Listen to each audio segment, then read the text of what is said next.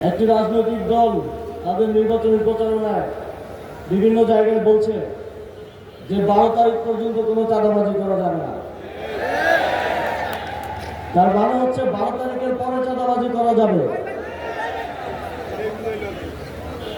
তারা পাবলিকলি এই ধরনের কথা জনগণের সামনে এসে বলার পরেও বাংলাদেশের জনগণ কোনোভাবেই 12 তারিখ তাদের পক্ষে রায় দেবে না।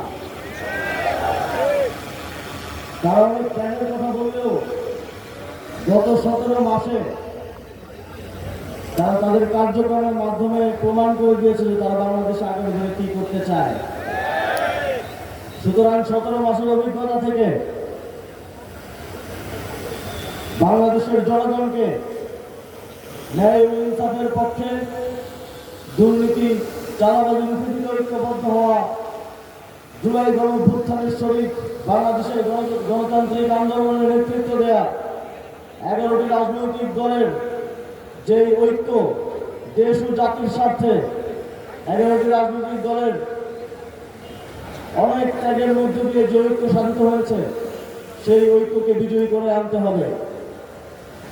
আমরা দেখি যে বিভিন্ন আসনে, আমি সারা দেশে যখন কয়েকটি আসনে আমাদের গেলাম, সেখানে দেখলাম যে একটি রাজনৈতিক দলের 3 জন প্রার্থী, 4 জন প্রার্থী, অথচ আমাদের 11টি রাজনৈতিক দলের বাংলাদেশের প্রত্যেকটি আসনে শুধুমাত্র 1 জন প্রার্থী।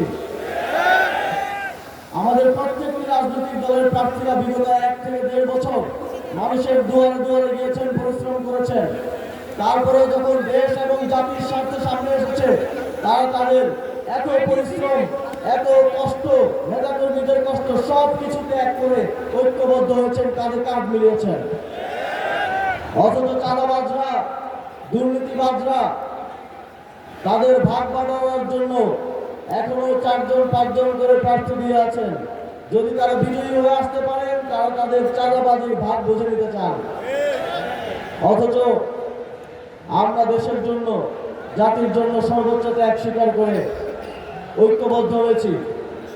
এখন সময় 11 দলীয় ঐক্যজোটের সকল নেতা কর্মীদের ঐক্যবদ্ধ হওয়া। এখন সময় বাংলাদেশের জনগণের ঐক্যবদ্ধ হয়ে 12 ফেব্রুয়ারি ন্যায় ও ইনসাফের পক্ষে, আধিপত্যবাদ বিরোধী এবং সংস্কারের পক্ষে, সুশাসনের পক্ষে 11 দলীয় ঐক্যকে বিজয়ী করে নিয়ে আসা।